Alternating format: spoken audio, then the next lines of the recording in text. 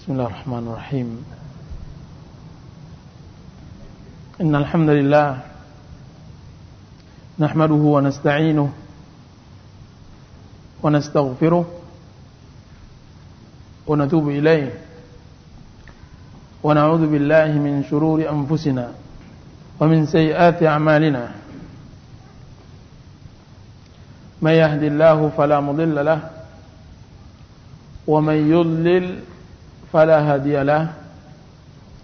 Ashhadu an la ilaha illallah wahdahu la sharika lahu wa ashhadu anna Muhammadan abduhu wa rasuluh sallallahu alaihi wa ala alihi wa sahbihi wa sallama tasliman katsira. Wa muslimin dan muslimat, hadirin dan hadirat yang dirahmati Allah, Assalamualaikum warahmatullahi wabarakatuh.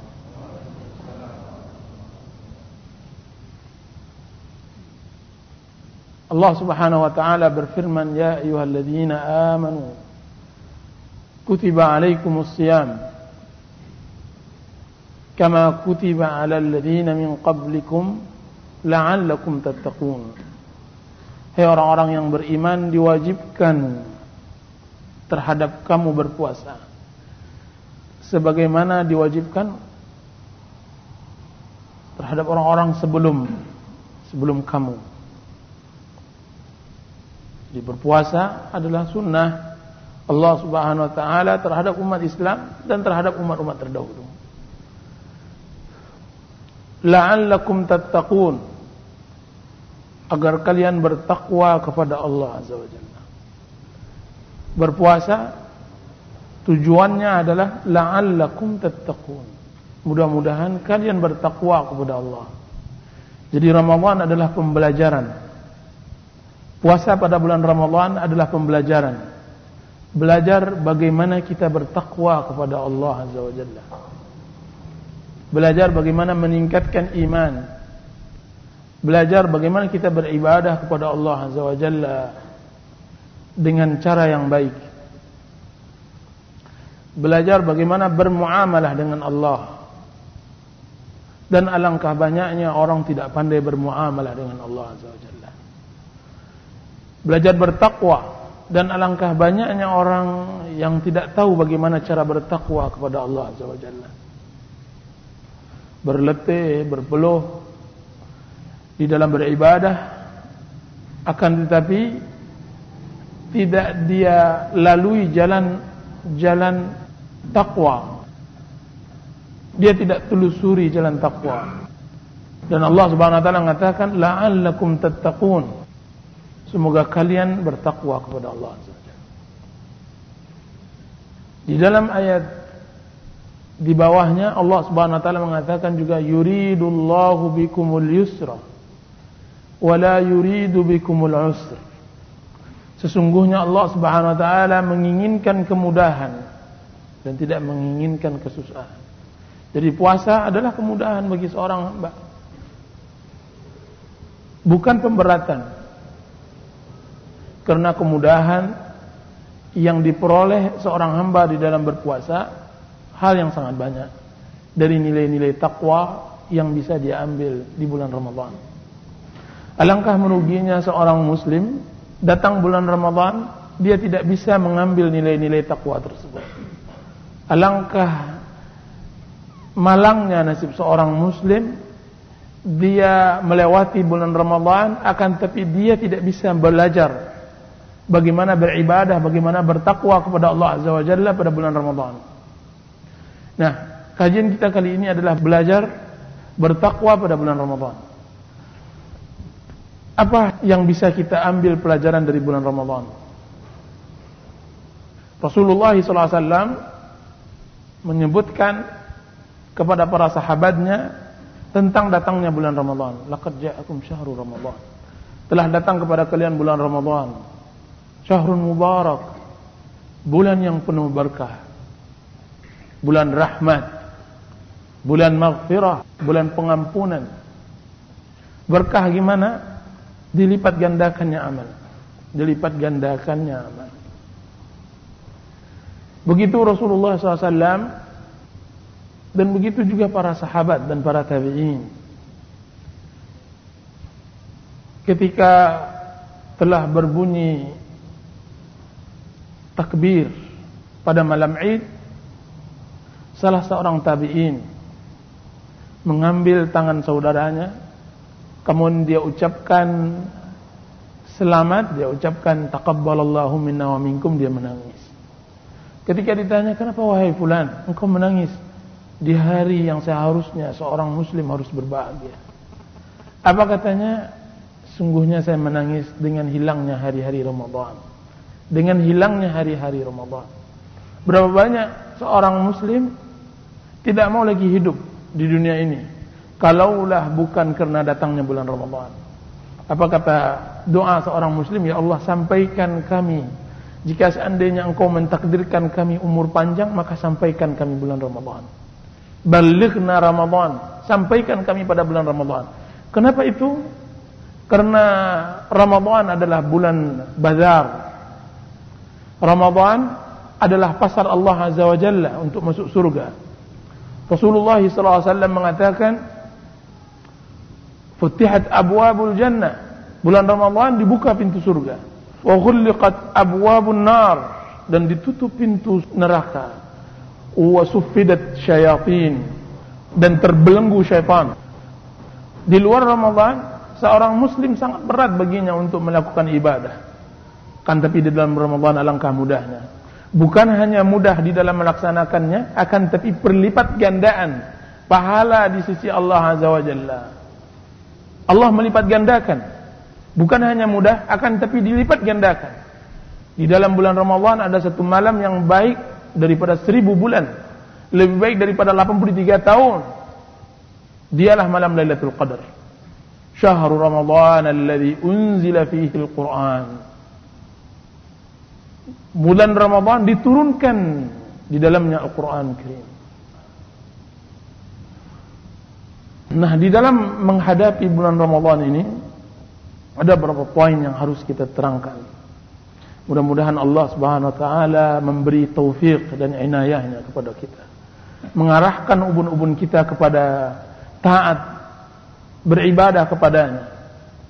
Dan berapa kali kita berjanji kepada jiwa, kepada diri untuk kembali kepada Allah, akan tapi ubun-ubun kita tidak dipegang oleh Allah Azza wa Jalla, maka dia akan terhilang.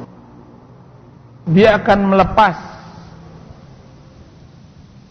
Nasiyati biyadik, ubun-ubunku berada di tanganmu ya Allah. Dalam doa lain, la takilni ila nafsi tarfata ain. Ya Rabb, jangan engkau berikan diriku terhadap diriku sekalipun sekejap. Satu kejap. La takilni ila nafsi tarfata'in. Janganlah ya Allah engkau berikan diri kami, jiwa kami, tentang penanggung jawabnya kepada diri kami. Alangkah lemahnya jiwa. Jadi kita berharap kepada Allah Azza wa Jalla memberi taufik agar ubun-ubun kita diarahkannya kepada kebaikan. Diarahkannya. Banyak orang yang ingin berusaha kebaikan, akan tapi mereka tidak tepat jalannya. Banyak orang yang telah beramal, akan tapi tidak diberi taufik oleh Allah Subhanahu wa taala dalam beramal. Kenapa? Karena ubun-ubunnya tidak Allah arahkan kepada kebaikan. Allah tidak menginginkannya hidayah. Allah tidak menginginkannya taufik, maka dia tidak mendapatkan taufik. Yang pertama, para ikhwan dan akhwat yang dirahmati oleh Allah Subhanahu wa taala, adalah menghargai masa. Pelajaran yang pertama kita dapat adalah menghargai masa. Allah Subhanahu wa taala mengatakan la'allakum tattaquna ayyaman ma'dudat. Hari-hari yang berbilang. Jadi Ramadan dia adalah hari-hari yang berbilang. Hari yang hanya 30 hari, 4 minggu, 4 Jumat. Orang-orang salaf dahulu ketika masuk bulan Ramadan dan waktu itu mereka tahu bahwa waktu itu sangat terbatas, maka mereka benar-benar melakukan ibadah kepada Allah Azza wa Jalla. Mudah-mudahan dengan 1 bulan ibadah akan tertutupi 11 bulan dosa. Mudah-mudahan dengan 1 bulan ketaatan akan tertutupi 11 bulan kebangkangan terhadap Allah Azza wa Jalla. Mudah-mudahan 1 bulan ketaatan dan kesalehan akan tertutupi dari 11 bulan kita membangkang dan berlaku maksiat kepada Allah Azza wa Jalla. Jadi dia adalah ayyaman ma'dudat, hari-hari yang berbilang yang harus kita gunakan. Jika seandainya seorang muslim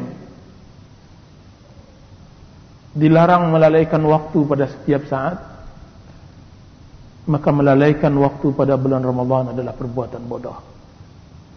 Jika seandainya seorang muslim dianjurkan untuk menggunakan waktunya dalam ketaatan, maka menggunakan waktu pada bulan Ramadan di luar ketaatan adalah tindakan yang dungu.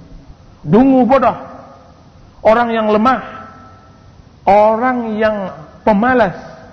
2 penyakit dari 8 penyakit yang harus dijauhi dari sifat seorang muslim.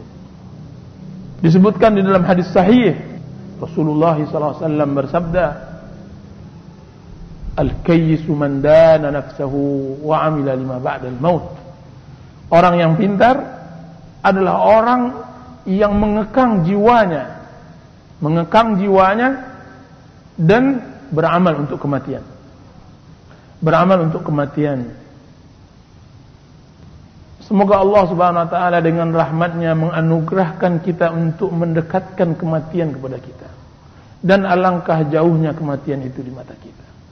Semoga Allah Subhanahu wa taala dengan rahmat dan inayahnya memperdekatkan akhirat di dalam kalbu kita sehingga kita bisa mengamalkannya. Wal ajiz, dan orang yang lemah,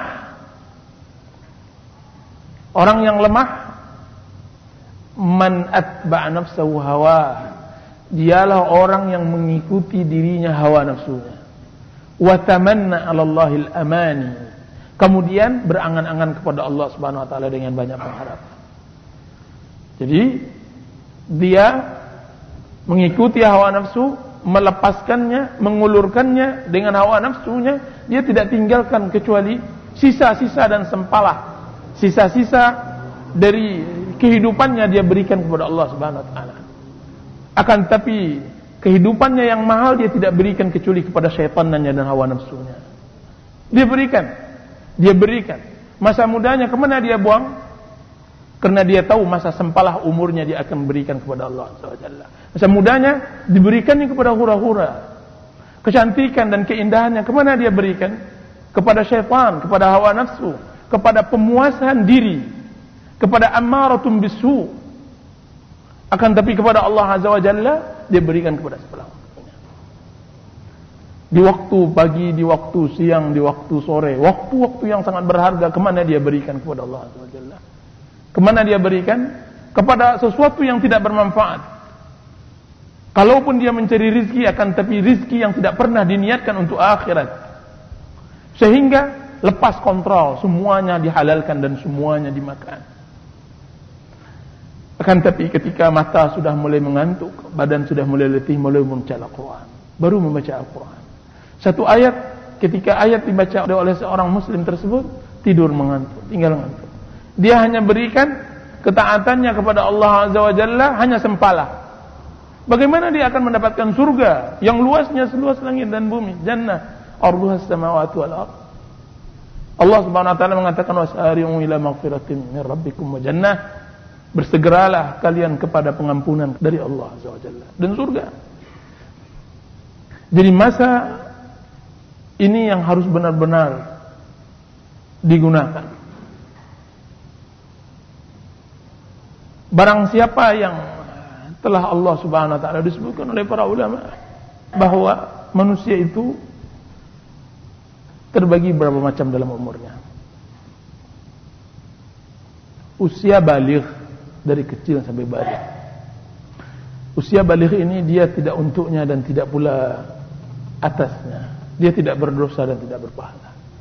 15 tahun berhura-hura, 15 tahun bermain-main, 15 tahun menjadi kanak-kanak yang tidak dihisab oleh Allah Azza wa Jalla. 15 tahun. Setelah itu inti masa 15 sampai 40 tahun. Pemuda yang benar-benar Allah Subhanahu wa taala minta pertanggungjawaban nantinya. La tazulu qadama 'abdin yaumal qiyamah hatta yus'ala an arba'. Belum lagi mencercah kaki anak Adam pada hari kiamat, sampai dia akan ditanyakan oleh Allah Azza wa Jalla 4 hal. Di antaranya an syababihi fima afna, masa mudamu kemana engkau habiskan. Allah akan hisab itu. Allah akan tanya kemana akan dihabiskan oleh seorang muslim masa mudanya. Umur 40 sampai 60 adalah berada di atas puncak gunung, kemudian dia akan menurun kembali. Aktivitas sudah mulai mengendor. Dia seharusnya puncak-puncak kematangan yang akan mengarah dia kepada akhirat. Orang yang 40 tamat. Sedangkan 60 tidak lagi. Disebutkan di dalam hadis,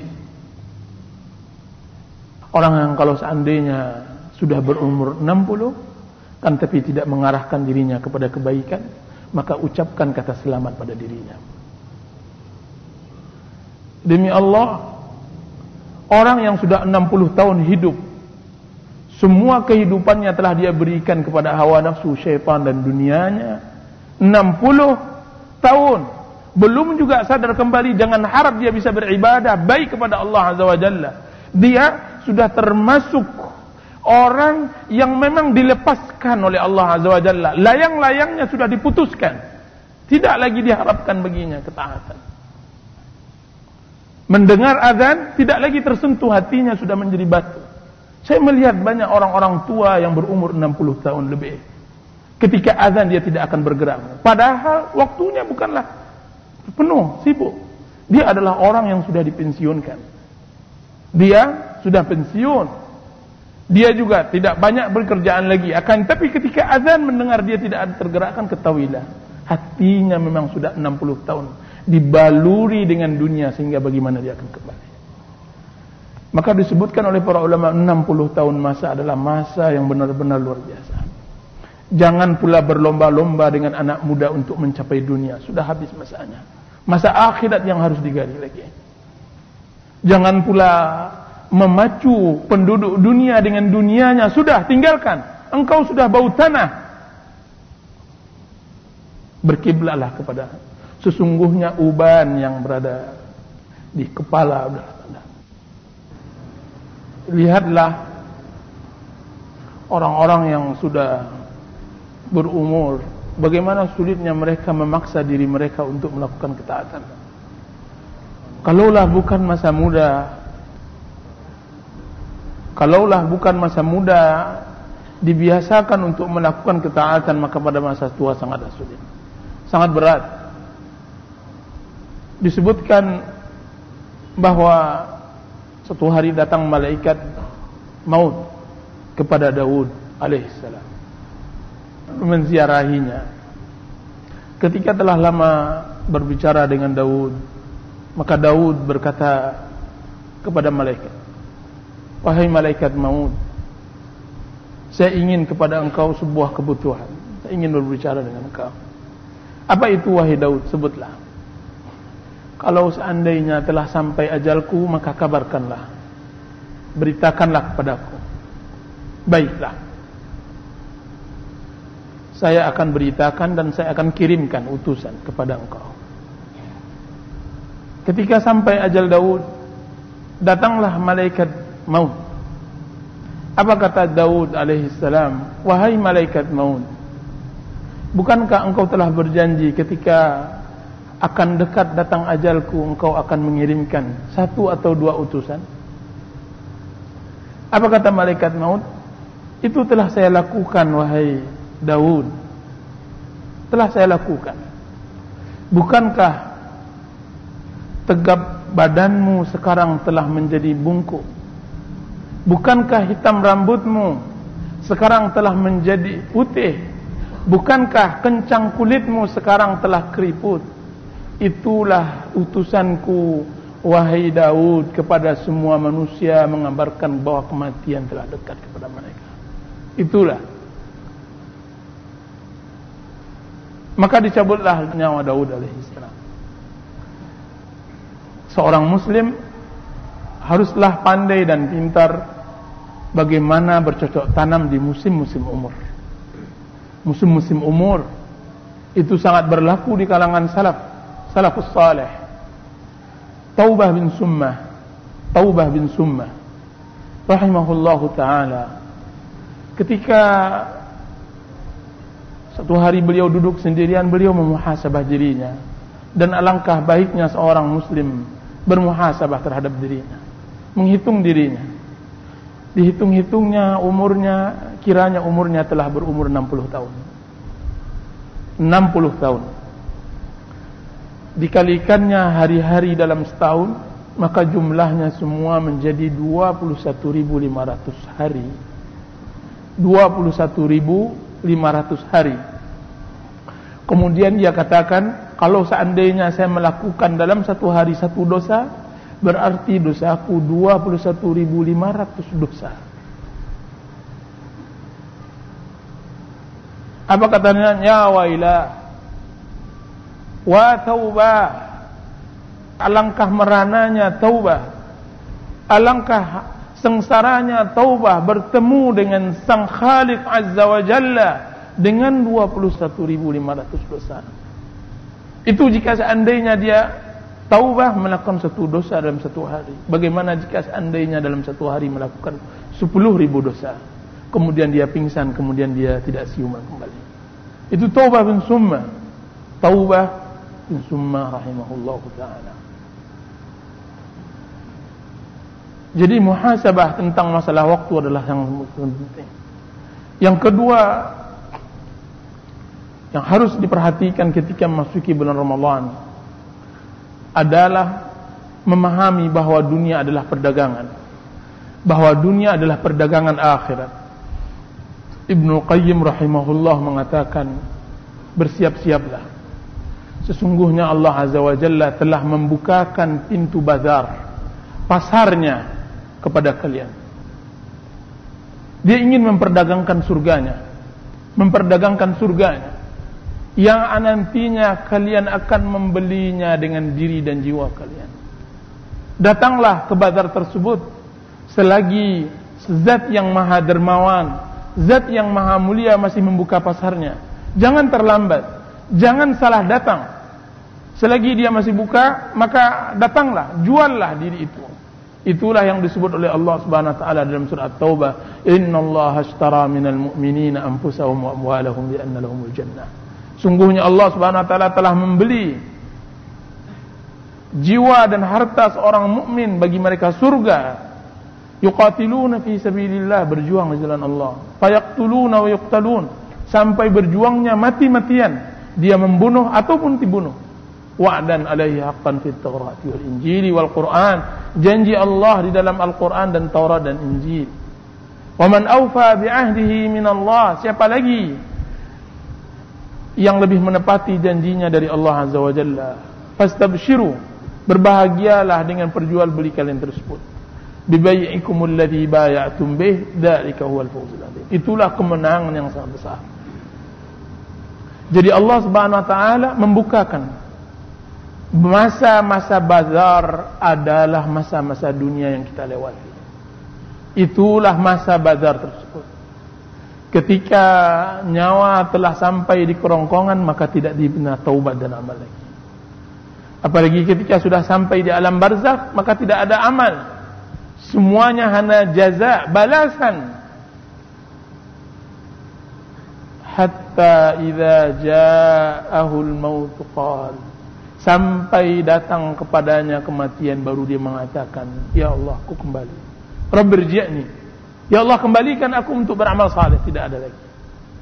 Umur yang Allah telah berikan engkau, kemana engkau hilangkan?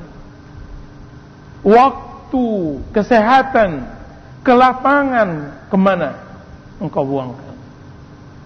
Fa idza faraghta fansab, kalau seandainya engkau lapang, tidak ada pekerjaan, maka bersungguh-sungguh dalam beribadah. Alangkah banyaknya waktu yang kita sia-siakan. Kita sering kali menjual waktu dengan semurah-murahnya.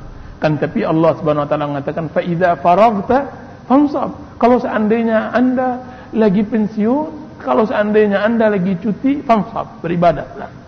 Fansab, beribadahlah kepada Allah Azza wa Jalla. Kalau Anda lagi ada Sabtu Ahad, fansab, beribadahlah kepada Allah Azza wa Jalla. Jadi masa dunia adalah perdagangan. Itulah yang disebut oleh Allah Subhanahu wa taala perdagangan yang sangat besar. Ya ayyuhalladzina amanu hal adullukum ala tijaratin tunjikum min adzabin alim. Hai orang-orang yang beriman, apakah mau aku tunjukkan kalian perdagangan, tijarah. Jadi di dunia adalah perdagangan, tijarah, tunjikum min adzabin alim, yang akan menyelamatkan kita dari azab yang pedih. Jadi dia perdagangan. Nah, di dalam perdagangan ya ikhwan, maka mari kita belajar bagaimana cara berdagang yang baik. Cara berdagang yang baik adalah menjaga modal. Kalau seandainya kita hendak ingin berdagang, berhati-hatilah dengan modal. Modal adalah inti perdagangan. Kalau seandainya hilang modal, maka hilang juga perdagangan, tidak berdagang orang. Kalau seandainya Anda ingin meletakkan sebuah modal Anda atau modal Anda kepada sebuah usaha, lihat modal tersebut apakah akan berkurang atau bertambah. Kalau kan berkurang modal Anda untuk dalam sebuah bisnis dan usaha, lebih baik jangan berdagang. Cukupkan dengan modal tersebut, makan. Kan tapi kalau kan berdagang kan tapi akan mengurangi modal, maka jangan. Begitu kita beribadah kepada Allah Azza wa Jalla. Iman yang ada sekarang ini pada setiap muslim adalah modal. Apa yang sekarang Anda dapatkan dari keimanan, saya maksud bukan Islam, akan tapi iman. Sejauh mana kecintaan Anda kepada Allah dan Rasulnya, sejauh mana semangat Anda terhadap Islam, sejauh mana keinginan Anda untuk menanam kehidupan akhirat, itulah iman. Iman itu kalaulah akan mengurangi modal yang Anda miliki untuk berteman kepada orang lain, untuk beribadah pada lain, maka janganlah beribadah. Di antara perdagangan akhirat yang seperti ini adalah perdagangan amal bid'ah. Bid'ah dapat mengurangi iman, bukan hanya menghilangkan pahala amal itu sendiri, akan tapi dapat menghilangkan iman dan menguranginya. Kalau kan kita akan buat bid'ah pula, bagus jangan beramal. Dan sebelumnya syirik jauhi syirik. Bid'ah adalah perdagangan yang akan merugikan. Orang yang bodoh saja yang akan mengantarkan dirinya kepada bid'ah. Orang yang tidak pandai berdagang saja yang akan berbuat bid'ah. Sama dengan perdagangan akhirat, orang yang berlaku bid'ah, mereka adalah orang yang berdagang yang merugi. Itu yang disebut oleh Allah Subhanahu wa taala, muslim yang pintar adalah muslim yang berdagang yang tidak pernah merugi. Muslim, perdagangan yang tidak pernah merugi, dialah perdagangan seorang mukmin dan muslim kepada Allah Azza wa Jalla di atas ilmu dan iman. Tijaratun lan tabur, dalam surah An-Nur, perdagangan yang tidak pernah merugi. Akan tapi jika seandainya tidak punya ilmu dan iman, maka dia akan merugi selalu. Jadi berdaganglah jangan dengan bid'ah. Bahaya bid'ah. Allah Subhanahu wa taala mengatakan dalam surah Al-Ghasyiyah, wujuhu yawma idzin khashi'ah 'amilatun nasibah tasla naran hamiyah. Wajah-wajah yang waktu itu dalam keadaan tunduk, malu, takut kepada Allah Azza wa Jalla, amilah, beramal. Mereka bukan tidak beramal, nasibah, berletih, berpeluh-peluh beramal ya ikhwan. Akan tetapi Allah Subhanahu wa taala telah jamin bagi mereka tasla naran hamiyah, api yang membakar, neraka yang membakar mereka. Mereka itulah orang-orang yang disebutkan oleh Allah Subhanahu wa taala ketika dia dihadapkan, diangkat oleh Allah Azza wa Jalla di padang mahsyar. Semua makhluk berbaris di belakangnya melihat. Ketika dia duduk, dia berdiri di hadapan Allah dengan wajah yang tunduk, didatangkan semua amalnya. Ketika itu dia bahagia luar biasa, sumringah, tersenyum. Akan tapi Allah Subhanahu wa taala mengatakan dalam surah Al-Furqan, wa qadimna ila ma amilu min amalin. Kemudian kami datangkan kepada mereka amal yang mereka telah perbuat, kemudian faja'alnahu haba'an mansura. Kami jadikan amal tersebut bagaikan kapas yang diterbangkan. Mansura. Tidak ada artinya di sisi Allah Azza wa Jalla. Dia terpelongo.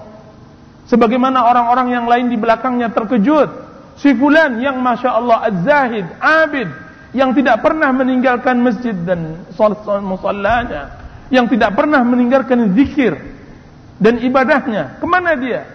Tapi Allah Subhanahu wa taala mengatakan, "Jalna aba mansura." Bid'ah yang dia lakukan, amalan yang tidak sesuai dengan sunnah yang dia lakukan. Jadi, seorang muslim di dalam berdagang jaga modal, ya ikhwan. Begitu juga dia di dalam bergaul. Kalaukan pula bergaul dengan si fulan yang fasik, yang fajir, akan mengurangi keimanan, akan mengurangi semangatnya datang ke pengajian ini, semangatnya dalam membaca Al-Quran, semangatnya untuk datang ke majelis ta'lim, semangatnya datang untuk sholat berjamaah, maka campakkan persahabatan tersebut. Semuanya campakkan persahabatan itu. Kalaukan persahabatan akan menyeret kita kepada syaitan, kepada kebatilan, campakkan persahabatan itu. Pertahankan iman yang ada. Ini yang pertama. Di dalam perdagangan juga, seorang muslim atau seorang pedagang tentu dia akan melihat bagaimana menggunakan modal yang sedikit mendatangkan untung yang sangat banyak. Modal yang sedikit, untung yang sangat banyak.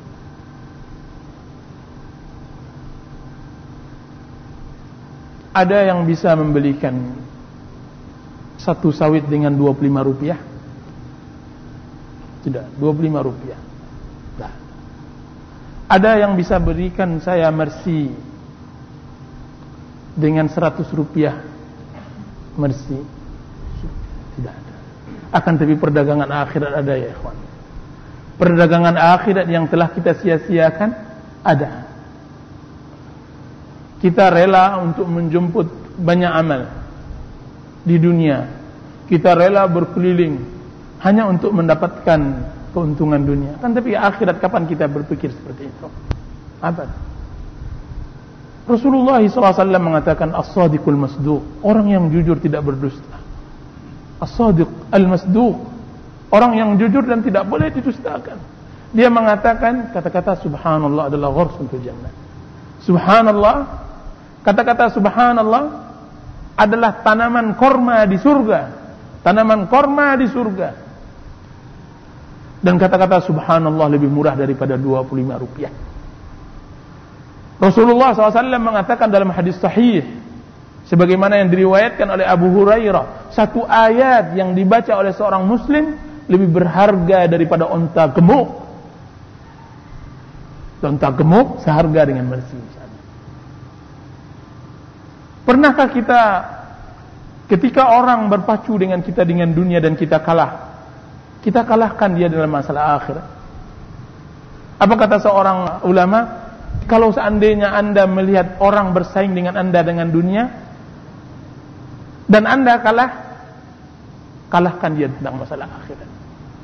Kita ini semuanya Masya Allah, si fulan sudah sampai begini, si fulan kapan kita berpacu-pacu tentang akhirat? Fastabiqul khairat wasari'u ila maghfiratin min rabbikum. Kapan kita iri dengan seorang muslim yang telah bertambah hafalannya? Kapan kita iri dengan seorang muslim yang banyak ibadahnya? Kapan kita iri dengan seorang muslim yang mempunyai kesempatan untuk belajar din, agama, untuk mempertajam ibadahnya kepada Allah Azza wa Jalla? Tidak pernah itu ada iri. Kenapa? Karena akhirat memang tidak pernah hadir dalam kehidupan kita. Akhirat sangat jauh, padahal dia dekat. Hari ini belum tahu siapa yang akan kembali. Apakah dia kembali dengan keluarganya, dengan senyuman, atau dia kembali dalam keadaan dipangku oleh orang? Tidak tahu. Dia sangat dekat. Begitu dekatnya akhirat, kita tidak tahu apa yang dilakukan. Akan tapi seorang muslim hendaklah akhirat berada di pelupuk matanya. Kaum muslimin dan muslimat yang dirahmati oleh Allah Subhanahu wa taala, di dalam perdagangan hendaklah seorang muslim mencari modal yang ringan untuk mendapatkan keutamaan yang banyak. Membaca Al-Quran, bertasbih, ya kawan. Menuntut ilmu. Apa yang menghalangi seorang untuk membaca Al-Quran ketika dia sedang bekerja? Apa yang menghalangi seorang muslim ketika dia menyetir mobil, dia mendengarkan Al-Quran? Apa yang menghalanginya? Tidak ada yang menghalangi untuk mendapatkan pahala yang banyak. Disebutkan oleh Abdullah bin Umar ketika beliau dikabarkan bahwa salat janazah pahalanya 1 qirat. Ditanya oleh Abdullah bin Umar, 1 qirat itu sebesar apa ya Rasulullah? Apa dijawab oleh Rasulullah SAW? 1 qirat sebesar gunung Uhud. Apa kata Abdullah bin Umar? Laqad farratna fi qararita katsirah. Sungguh benar kita telah melalaikan qirat-qirat yang sangat banyak. Kawan-kawan di Madinah ketika i'tikaf di Makkah,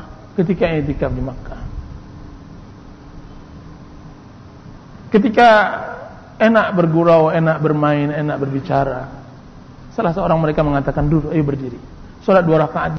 2 rakaat sama dengan 100.000 pahala di luar masjid, di Masjidil Haram.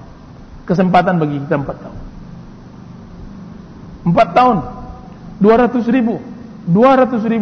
Kalau seandainya Anda melakukan salat dengan khusyuk, dengan tangis, dengan air mata, rasanya dekat akhirat, dekat Allah SWT. Di tempat itu, maka akan Anda berleha-leha berapa puluh tahun untuk melakukan satu masalah salat. Bagaimana pula kalau seandainya Anda bisa melakukan salat fardu, Anda bisa melakukan salat dan ibadah pada Allah Azza wa Jalla pada besar pahala. 200.000 ya ikhwan. Saya kali-kalikan salat dengan khusyuk di Masjidil Haram dengan di Masjid Akramun Nas. Sama halnya saya berletih-letih 100.000 kali salat di sini. Allah berikan di sana. Kita sia-siakan, subhanallah. Akan tapi itu tidak menghalangi seorang muslim. Seorang muslim tidak menghalangi baginya tempat dan keadaan. Yang menghalanginya adalah himmah dan kemauan. Yang menghalanginya adalah himmah. Ya ikhwan, ketika kita meninggalkan kota yang syarat dengan pahala tersebut, terus terang kita sedih. Dan kita satu sisi sedih dan takut, karena Rasulullah SAW mengatakan sesungguhnya Madinah menghilangkan orang-orang buruknya sebagaimana kikir menghilangkan kotoran besi.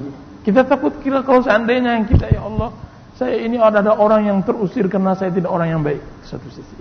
Atau kadang-kadang, ya Allah, kapan lagi saya bisa beribadah seperti ini? Akan tapi ketahui bahwa di negeri kita juga banyak ibadahnya. Berdakwah di jalan Allah di negeri ini jauh lebih baik daripada dakwah di sana.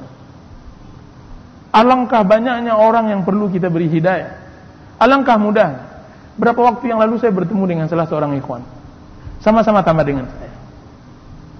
Kemudian dia mengatakan bahwa syekhnya, ya syekh kita juga, dia Masya Allah, dakwahnya Masya Allah. Berapa kali dalam seminggu? Sekali dalam seminggu. Masya Allah. Saya katakan, ustaz kecil di daerah kami, itu dakwahnya 5 kali dalam seminggu. Subhanallah. Apa katanya? Saya sekarang ya akhi S3. Tidak satu pun dalam hari saya berdakwah kepada Allah Azza wa Jalla. Tidak ada lagi yang saya dakwahi orang. Akan tapi ketika dia di sini, subhanallah, berapa banyak Anda tinggal duduk orang akan hadir. Kenapa tidak mau berdakwah kepada Allah Azza wa Jalla? Berdakwah tidak harus duduk seperti ini. Berdakwah kapan saja. Rasulullah SAW mengatakan, diriwayatkan oleh Ali bin Abi Thalib, li'ayyahdiyallahu bika rajulan wahidan. Li'ayyahdiyallahu bika rajulan wahidan khairun laka min humrun na'am. Satu orang yang engkau beri dapat hidayah, engkau bawa ke masjid ini. Satu orang yang engkau beri hidayah lebih baik daripada dunia dengan segala isinya. Lebih baik daripada unta merah. Khairun minad dunya wa ma 'alaiha. Dan itu tidak sangat luar biasa di daerah ini. Berapa banyak orang-orang yang berangan, kawan-kawan yang sekarang masih berjihad, berbelajar belasan tahun, mereka iri dengan keadaan kita. Mereka belajar, kan tapi belum bisa beramal. Kita berdakwah. Itu di antara hal-hal yang menyejukkan hati. Kalaulah di tempat ini berdakwah juga tidak bisa, dan juga tidak bisa beramal, dan juga tidak bisa beribadah, maka celakalah tempat ini. Kita harus cari tempat lainnya sehingga kita bisa menyelamatkan akhirat kita. Kita mencari tempat lain supaya bisa menyelamatkan kehidupan kita. Akan tapi di sini adalah perjuangan jihad di jalan Allah ya ikhwan. Jihad, kita berihtisab, kita berharap mendapatkan ganjaran dari kesusahan yang ada di daerah dan negeri kita ini. Banyak hal yang harus kita gali di sini.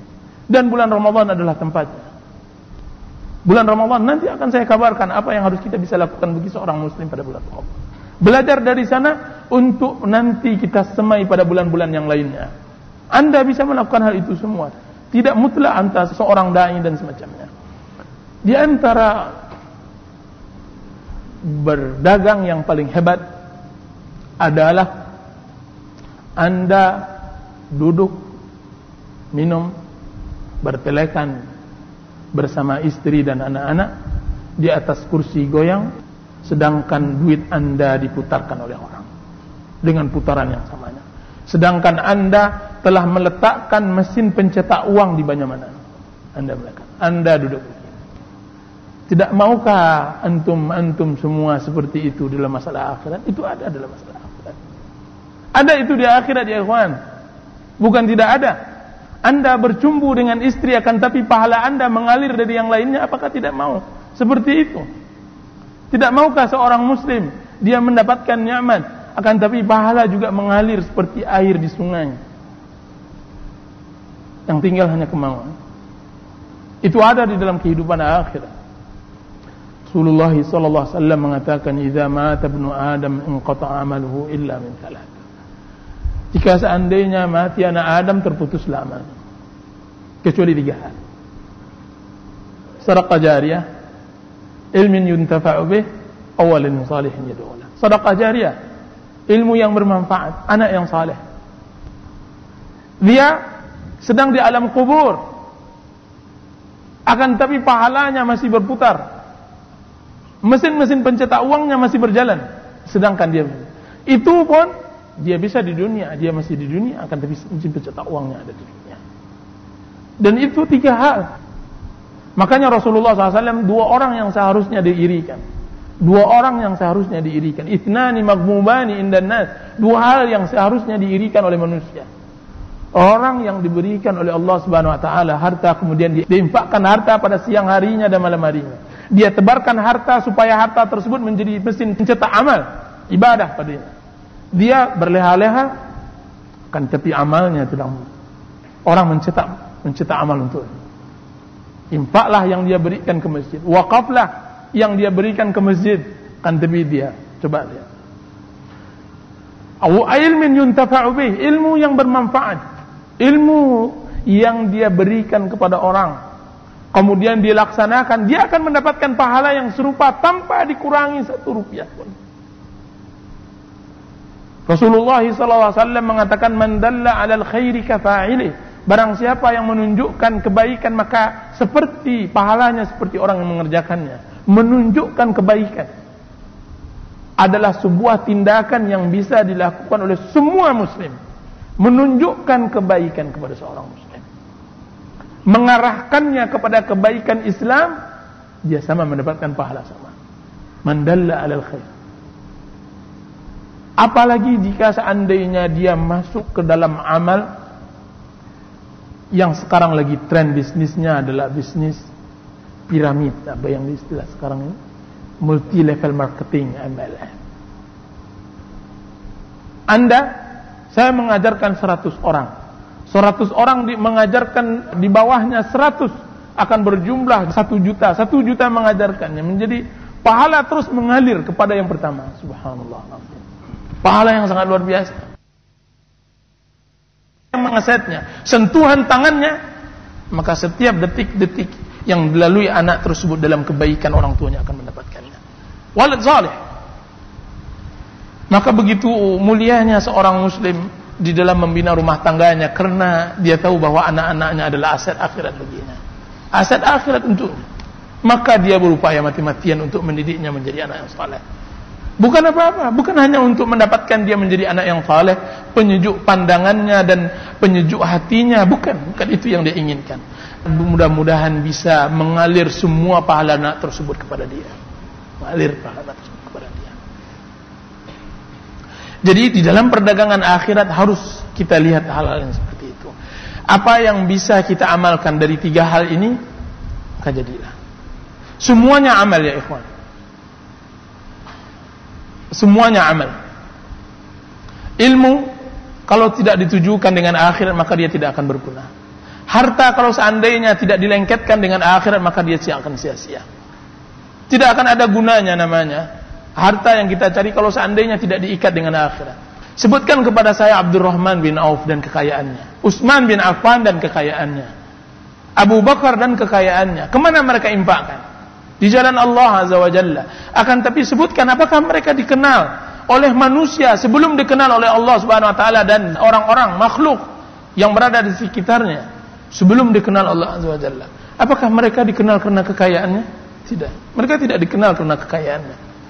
Abu Bakar, Abdurrahman bin Auf, Utsman bin Affan, Abdullah bin Zubair, Zubair bin Awam dan yang lainnya dikenal karena kedermawanannya di jalan Allah Azza wa Jalla. Kedermawanannya di jalan Allah. Dia lengketkan harta tersebut kepada akhirat sehingga dia menjadi amal. Dia angkat namanya, wa rafa'na laka dzikra. Kami angkat namamu. Itu di dunia sebelum diangkat namanya di akhirat. Ya Allah Azza wa Jalla. Itu yang harus kita pahami tentang masalah menyangkut dengan datangnya bulan Ramadan. Yang ketiga adalah ibadah kepada Allah Azza wa Jalla. Ramadan dengan ibadah. Pertama tadi kita katakan tentang masalah masa, yang kedua tentang masalah perdagangan, yang ketiga adalah masalah ibadah di dalam Ramadan. Ibadah di dalam bulan Ramadan ini sangat luar biasa. Sangat luar biasanya apa? Allah Subhanahu wa taala menilai ibadah yang ada di dalam hati bukan dengan yang zahir. Apa kata Ibnu Qayyim rahimahullah? Dua orang yang berdiri melakukan salat menghadap Allah Azza wa Jalla, menghadap Allah. Dua orang bertakbir dengan takbir yang sama, melakukan gerakan yang sama. Akan tetapi yang satu di surga naim dan yang satu lagi di neraka jahim. Yang satu lagi di neraka jahim. Perbedaannya apa? Akan tapi pergerakan sama. Perbedaannya apa? Perbedaannya adalah mutu ibadah. Mutu ibadah. Ramadan adalah kesempatan untuk meningkatkan mutu di dalam beribadah kita kepada Allah SWT. Kalau seandainya semua orang setiap bertambah waktu dia naik pangkat, setiap pegawai ketika dia bertambah waktu dia naik jabatan dan semacamnya, setiap mahasiswa bertambah masa dan belajar dia menaik tingkat, maka kita seharusnya juga menaikkan tingkat dalam beribadah kita kepada Allah SWT. Ini harus. Kalau seorang muslim tidak mempunyai cara untuk meningkatkan, maka celakalah dia. Alangkah sengsara, berletih masuk dalam pengajian 20 tahun, 30 tahun, akan tapi pahalanya juga hanya itu saja, tidak pernah meningkat di sisi Allah Azza wa Jalla. Sangat mubazir, letih. Sama dengan orang yang sibuk, dia sibuk pula, akan tapi ketika orang membentangkan keuntungannya, dia membentangkan hal-hal yang kosong. Tidak, dia bentangkan kiranya dia berdagang berleha-leha, kiranya dia bekerja berleha-leha. Dia sangka orang berpeluh, dia berpeluh pula. Orang beribadah kepada Allah Azza wa Jalla, akan tapi dia hanya sangka dia butuh hanya peluhnya saja. Dia sangka gerakan yang sama akan mendapatkan pahala yang sama. Subhanallah. Tidak, gerakan yang sama tidak akan membuatkan pahala yang sama. Jangan menjadi bergerak yang sama, akan tapi pahala tidak dapatkan yang sama. Ini mubazir. Dan bukan hal itu saja, alangkah sedih dan malangnya nasib seorang muslim kalau seandainya gerakan boleh sama, pukulan pengajian boleh sama ya ikhwan. Pukulan pengajian boleh sama. Bahkan bukan bisa saja berlebih, akan tapi hasil yang hadir di sini bisa saja setiap minggu ada, dan alhamdulillah semuanya hadir. Akan tapi yang memahami belum tentu juga. Begitu juga dalam beribadah. Ibadah boleh saja seorang muslim beribadah berletih sebulan penuh. Akan tapi yang akan mendapatkan malam Lailatul Qadar, yang akan mendapatkan pengampunan dari Allah Azza wa Jalla, tidak semuanya pasti. Nah, pernahkah kita tanyakan diri dan kita sentuh diri kita untuk kapan wahai jiwa, kapan wahai diri engkau kembali kepada Allah Azza wa Jalla? Kapan engkau tingkatkan? Kapan engkau beri semangat? Kapan motivasi ada pada diri engkau untuk bisa berpacu? dengan orang-orang yang saleh yang telah